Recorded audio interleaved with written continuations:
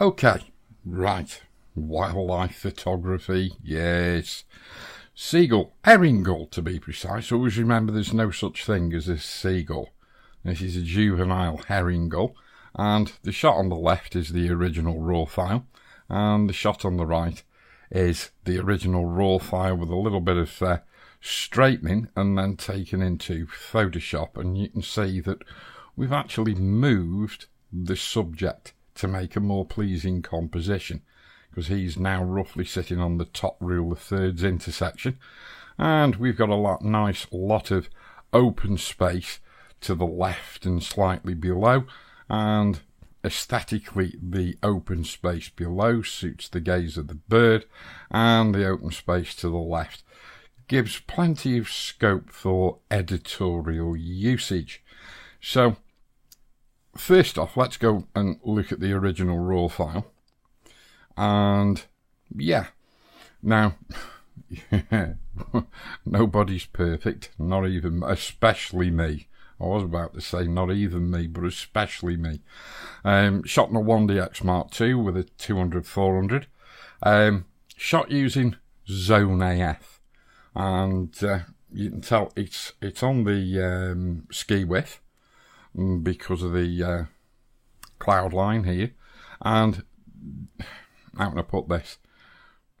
I don't usually shoot, when I use Canon gear, I don't usually shoot in Zone AF, but you've always got to try things when you're evaluating cameras. And Zone AF is basically a column of autofocus points. It's this center spread that sits here, and so basically if the subject is anywhere in there while the camera's tracking it, theoretically it will be in focus. And if this bird is in focus, the focus distribution isn't quite where I'd want it a little bit further forward, but you know, it is what it is. But above all else, it's badly composed. You can't really shoot very easily for composition when you're using Zone AF, especially the middle zone anyway, the center zone on the Canon 1DX Mark II. So, you know, and we're in a small 20-foot boat here out at sea, and the boat's stationary and it's sort of beam onto the swell, and you know, you're pitching and rolling all the time, you can't keep a steady shot.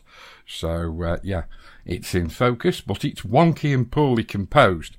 Now I suppose in a way a lot of people sort of labour under the misapprehension, and it is a grave misapprehension, that wildlife photographers rely heavily on cropping of their images. I've got a bit of news for you, Mr. and Mrs. Northrop, and all those other really popular YouTube channels out there who seem to, well, how can I say, popularise this theory that we crop like buggery.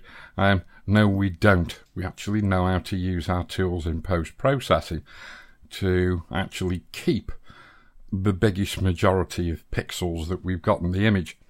And so I'm just going to come over to this image, and you can see we've straightened the image, which we do in Lightroom, but obviously we've moved the bird seamlessly, but we've had to do that in Photoshop because it's something you can't do in Lightroom.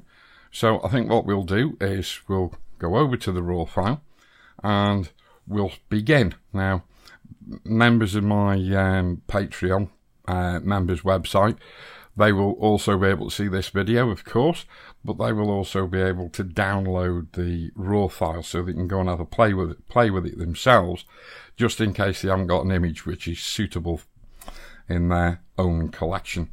So I'm going to come over to the develop module, and we're just going to hit the crop tool, and we are going to rotate this image until this line here is relatively straight, and we'll go ahead and click done on that.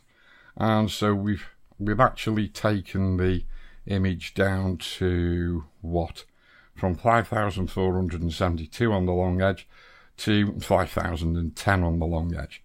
And yeah, if we move the bird, that will be good. This is now somewhat distracting, so we'll also go and remove that in Photoshop. and we'll end up with a much more pleasing image. And the reason I prefer to do it this way as opposed to the cropping way is that basically if we crop like that, say, the bird is too big in the frame. People might think that looks quite impressive. It doesn't. The bird's too big, there's not enough context in the frame. You know, and it's just one of these things. You will never see a professional wildlife photographer do what I've just done. But you will see them do what I'm about to show you now. So what we'll do is we will right click and we will go edit in Photoshop CC 2018. And we will come over to Photoshop. And there we go. And the first thing I'm going to do is concentrate on moving the bird. Now, a lot of people try and make use of this tool here, which is the Content Aware Move tool. And to be quite honest with you, it is junk. If we just move around there like that, and then drag it to where we want it, which is somewhere about there, and then click OK. And just let Photoshop do its thing. And it looks blooming awful. You can control the structure and the colour weighting of the process, but it doesn't really make any difference. Content Aware Move just makes a complete and utter, can I say balls up on YouTube? I think it can. Well, it doesn't matter whether I can or I can't, I've just said it. It just makes a complete and utter balls up.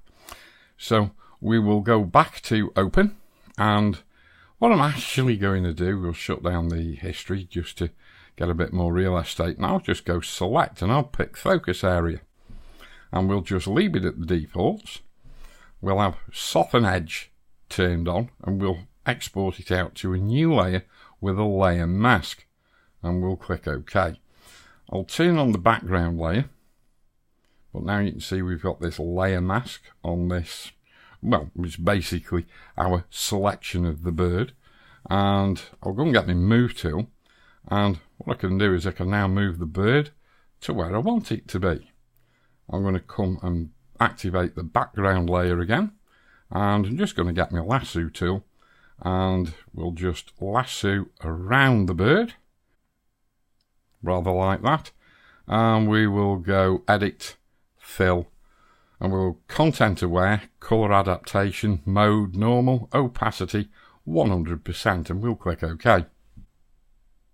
And so now you can see it's done a pretty good job of removing the bird, and we will just stick with our Content Aware, and we'll make a new selection around this distracting out of focus background down in the bottom of the frame, and we will just go edit, fill, Content Aware again. And there we go. So we'll select, deselect, and we'll take the image up to 100%, and we can scroll through that, and you can see it's perfect. There's no edges, and everything blends together superbly. So there you go.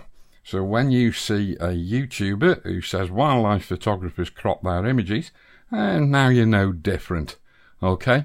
Hope you enjoyed that quick video. I'll see you soon. Cheerio.